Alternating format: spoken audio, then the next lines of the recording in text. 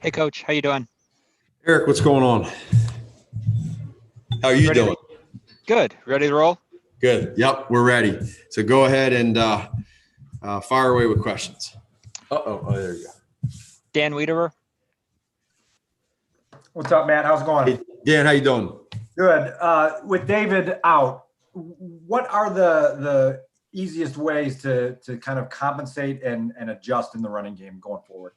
Yeah, I think with him being out and being in this protocol right now, what we've seen all week in practice is just for our guys that are all there in practice to be able to kind of just fill different roles. And I think right away you look at a guy like a Ryan Nall and like Cordero and these guys that have been on the roster.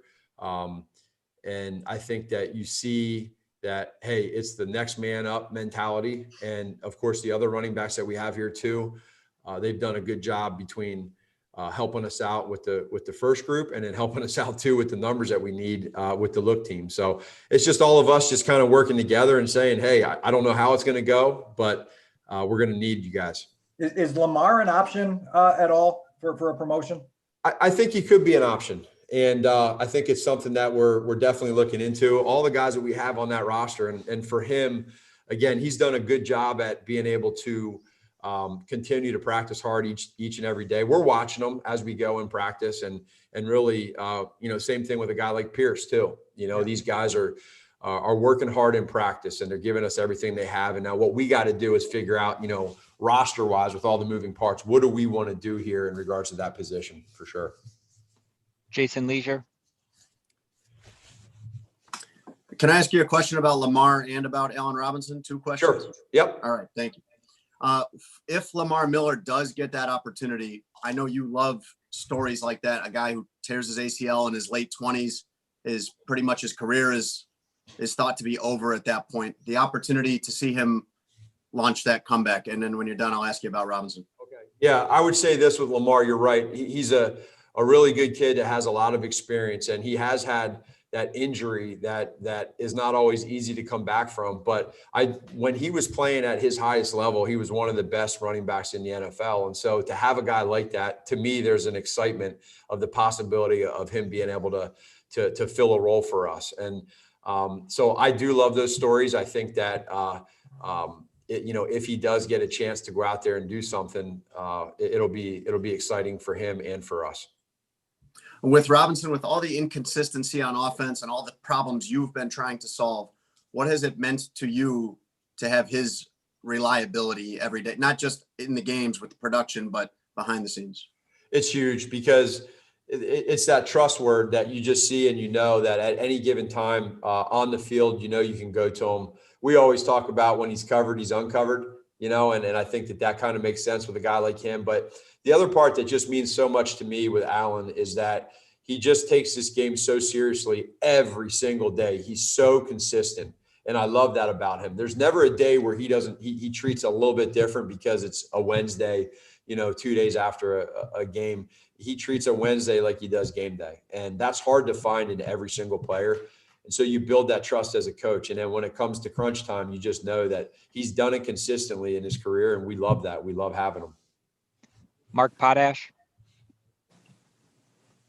Hey, Matt, when you were calling plays in Kansas City in 2017, there was a noticeable uptick in the running game production while you were the play caller. And I'm curious, obviously Kareem Hunt makes a difference, but he was there before when you weren't running as well. What was behind that as it related to your play calling? And also related to that, if you could address, what's your level of concern with your current offensive line, especially after, last week? Well, I really believe it's kind of like what I mentioned yesterday in regards to different pitchers. When one guy comes in and has a certain pace to his throw, and then another guy comes in, it's a little bit different. And there's I don't think there's a right or wrong. Sometimes it can just be the time that it just feels like, hey, it's a change of predictability maybe at one point in time, and it's just a little bit of a spice up to the calls. And I don't know, honestly. I don't know, Mark, if I have an answer for you as to the why. Other than it's just something that in that situation tended to work at that time for us. And then offensive line wise, again, we've had some injuries. We've had some guys that are on the COVID, and it's just I think the biggest part about being on an offensive line is the consistency that you have in communication and teamwork on that front line. And when that breaks and there's a new person in there, that communication is a little bit different. There takes some time to work on your steps, on where you're going. And it's when that happens and there's an inconsistency, it makes it harder. And so we're just trying to find that consistency, and it's been difficult of late just because of some of the injuries. But hey, I'll say this: that's no excuse. We understand that these are the players that we have, and we're gonna go full steam ahead with these guys, and we're ready for them. Pat Finley. Hey, Matt, how are you? Good. How you doing, Pat? I'm good. Hey, do you want your guys to view Monday night's game as super important or not? I mean, Sure. and I know the next game is the most important part, Yeah. but there does seem to be real stakes here. No, it's for real, and not that any of the other ones aren't, but we're at a point right now, 5-4. You have a division game against a good football team in the division, and right now with the way things have gone, losing 3 games, we're willing to do whatever we need to do collectively together to get that win. And so when you say right now, this game versus week 1, yeah, there's a sense of urgency to this, and the guys understand that.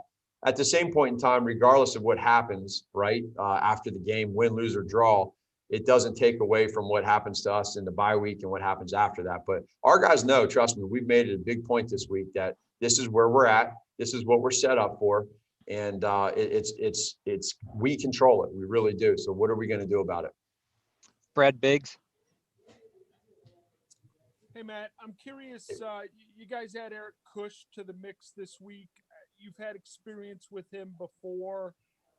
What kind of player has he been for you when he's had opportunities in the past? Sure. Yeah, he's done a good job for us in Kansas City and then here when I first got to Chicago. And again, he has some versatility at the center position and then being able to play both guard spots.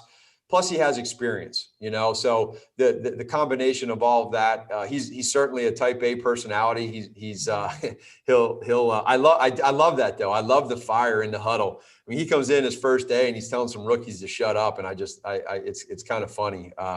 But he is not. But then he loves them. He puts his arm around them and tells them, "Let's go." It's a good shut up. So I like that. It's just something that you have. It brings a little spice in there and a little fire. And I just think when you have a guy like that you have experience with, it's nice to have. Chris Emma. Matt, is Cody a possibility for Monday night? Yeah, I would say he's a possibility. I just don't have any answers right now, but I would certainly say it's a possibility. All right, follow up on that. What did Alex Barr show you stepping in last week, first start in the NFL at a different position? And I mean, if he has to be your center Monday night, just what kind of confidence do you feel in him? Yeah, so through everything that kind of went on with us struggling last week and losing that game, I got to say I was probably remiss in not mentioning how well I thought that Alex played in that situation. Really, really proud of the way he handled that. That is not easy. He did a great job. Kid, he is such a true professional, takes the game very seriously.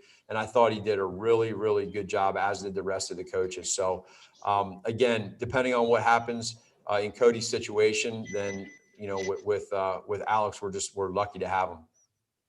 Dan. Matt, when you look at the Vikings defense, I'm wondering what jumps out to you about Kendricks and how his presence sort of affects the entirety of their operation. Yeah, he runs that whole show there. And again, from playing against him the last several years, you just have a lot of appreciation for the way that he runs that defense. And he's all over the field. You can tell how savvy he is, how smart he is. You feel him. Some guys you put on tape, you watch them, and you don't feel everybody. But this guy here, you see him flying around everywhere, and you know that that's somebody that Coach Zimmer has a lot of trust in, and that's what happens when you're in that defense for a little while. In regards to your offensive line with the pocket, what's been your assessment of the pocket that's been there, and then along with that Nick's presence and poise within it right now?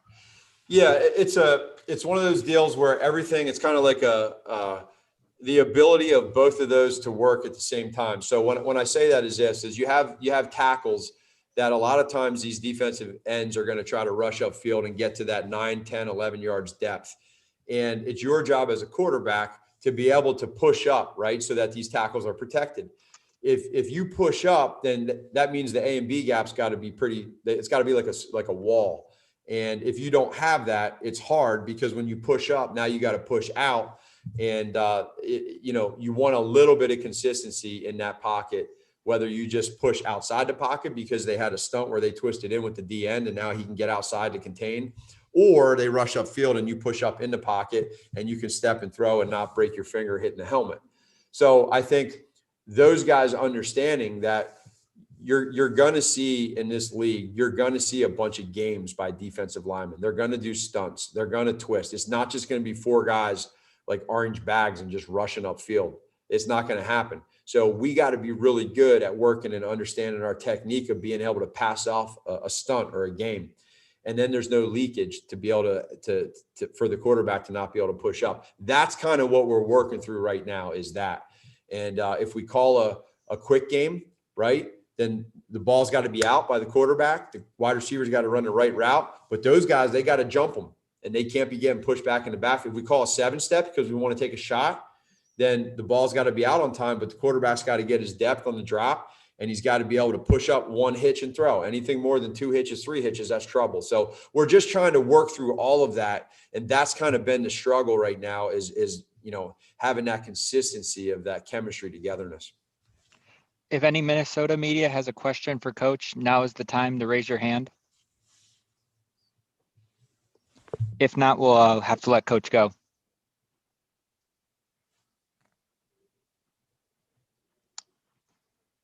I think we're all set. Thank you, Coach. All right.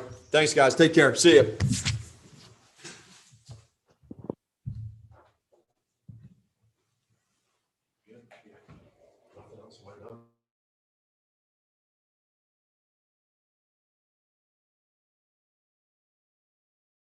That'll be it for availability today, everyone. Thank you.